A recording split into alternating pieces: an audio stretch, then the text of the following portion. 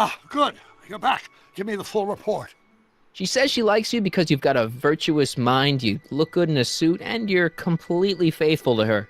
Damn, she's got me dead to rights. Well, you'll just have to find a way to change her mind. I'll be here if you need any help. Do you need any help? Any idea what your teenage self is doing right now? Unless I miss my guess, he's in the garage frantically working on his latest invention and cursing because he can't quite get it to work. Damn! Have you figured out what's wrong with the time circuits? Not sure. Possibly. It seems to me to be a simple wiring issue, but I'm double-checking to make sure. All the basic equipment appears to be functional. Any chance I could borrow the DeLorean? I want to drop in on young you at the lab. Well, I don't know. The time circuits... Listen, I promise I won't take it to 88. Even so, I'm worried about letting it out of my sight while it's still behaving unpredictably. Tell you what, I'll take it on a test drive 1 minute into the past. If it passes the test, I'll let you borrow it.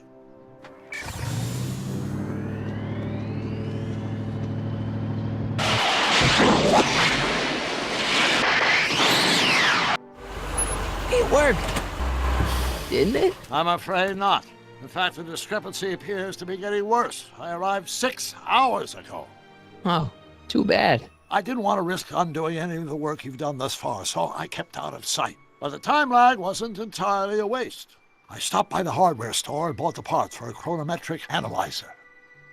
A what? A diagnostic device. See, I plug it into the time circuits and set them to cycle. When the green light goes off, I should have the data I'll need to understand the scope of the problem. Hey, no driving the exhibits off the lot! Looks like you'll have to find another set of wheels if you want to get to the lab.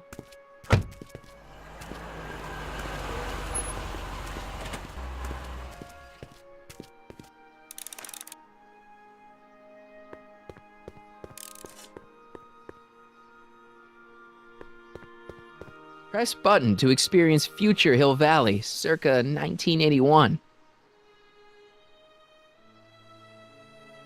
I don't think I've visited that timeline yet.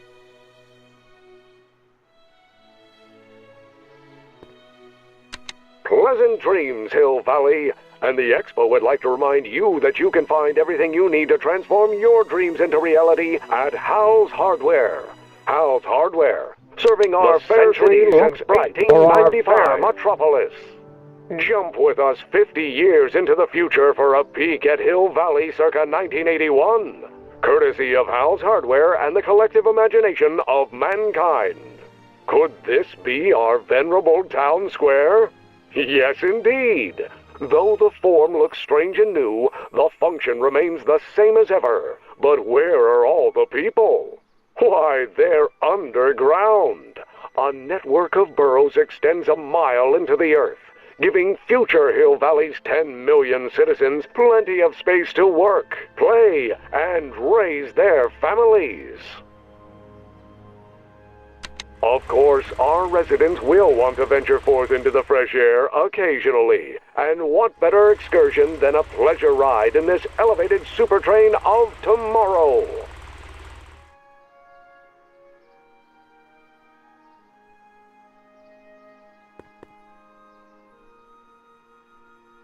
My future wouldn't be built so shoddily. Hi, Miss Strickland. I was just... Break what you like, Mr. Corleone. It's no skin off my nose. Just keep away from Emmett's booth. Speaking of whom, I better go see what's keeping him. I'll go check on him for you. I was just heading there anyway. No, you weren't. The last thing he needs is another distraction at the 11th hour. But... Tut-tut. Not another word. I've got the rest of the day all mapped out. Miss Strickland! I'm sorry, I don't recognize you. Heavens, you shaved off your hair, but... Carl Sagan? I'd like a word with you, if I may. I'm not sure it would be seemly for me to be seen in the company of an alleged arsonist. I think it may be in your best interests. You see, I know what you're up to. Let's go somewhere where we can talk privately. Go. I'll keep her occupied till you get back.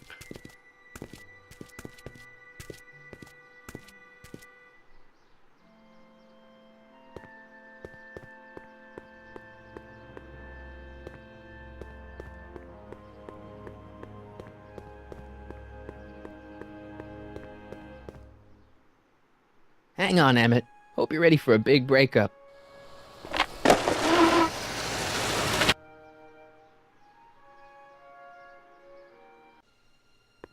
Emmett? Thanks again for your assistance, Detective Parker. Detective? What the hell is Kid doing here? Nothing criminal, I assure you. I was just getting a mind map of Mr. Tannen for our exhibition at the Expo. The authorities wouldn't allow Edna and I to stage a demonstration of the mental alignment meter with a violent felon, but this little baby is just as good. Okay, let's see now what's next. Check the stew, sort the maps. Ooh, I almost forgot that.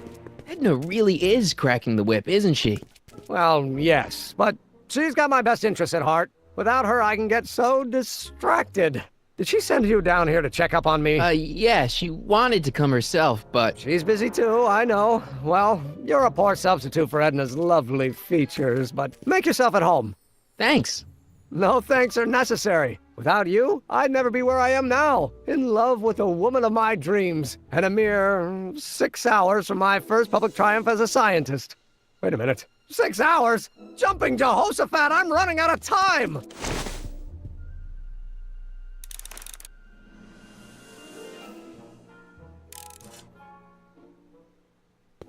If I'm gonna take Emmett's mind map, I better replace it with another one.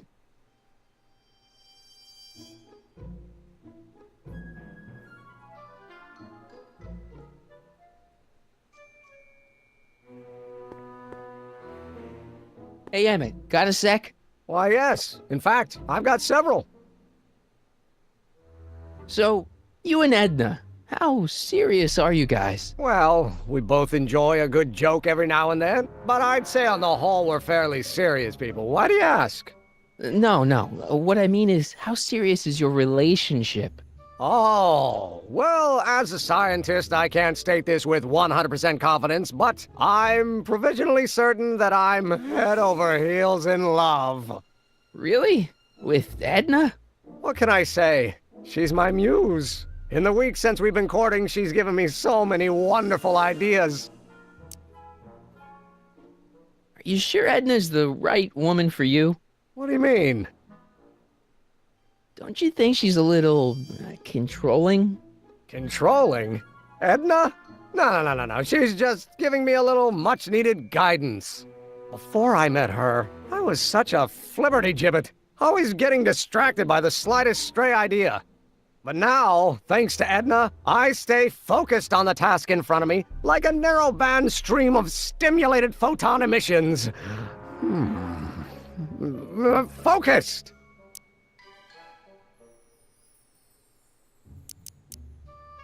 I just think you should be careful, that's all. Thanks for the concern, but I'll be fine. Is all this new stuff what you're showing off at the expo? Yes, it's our mental alignment meter. Mental alignment meter? I thought you were working on some sort of rocket car. Oh, the rocket propulsion system was far too unreliable, as that incident with Einstein proved. By the way, whatever happened to Einstein? I wish I knew. Anyway, I started tinkering with an alternate method of propulsion, but that was before things started heating up with Edna. Our conversations about the possibilities of applying technology to social ills pushed my research in a whole new direction. What's a mental alignment meter? It's the most revolutionary piece of technology since the cotton gin. What does it do? It reads and interprets the subconscious desires of the human mind. Why would you want to probe people's minds? Why wouldn't you? Imagine being able to diagnose mental disorders with a flick of a switch, or detect the truthfulness of courtroom testimony merely by connecting a witness to a small portable device. Your machine does all that? Not yet. Frankly, right now the whole thing's just a gussied-up potentiometer. But with years of refinements and a whole lot of investors, the MAM will be able to identify countless psychosis and neurosis, alcoholism, acrophobia, Oedipal complexes. And? And then we can set about curing them, of course. Of course. How does the mental alignment thing work? Here, I'll show you. Hey! The test subject wears this mind-mapping helmet, which probes the brain by measuring fluctuations in skin conductance and electrical resistance on the surface of the parietal lobe. Uh-huh. When I turn on the mind mapping helmet with this radio switch, the subject is exposed to a series of visual stimuli intended to provoke a series of positive or negative responses as indicated by these lights on the helmet. Hey, is that? As the responses are recorded, they're relayed to this special typewriter, which prints out a punch card that represents the subject's mind map.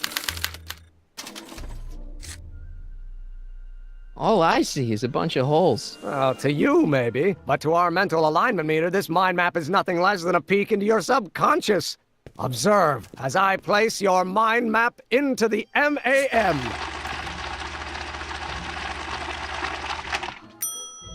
Layabout. Is that machine calling me a slacker? No, your own physiological responses did.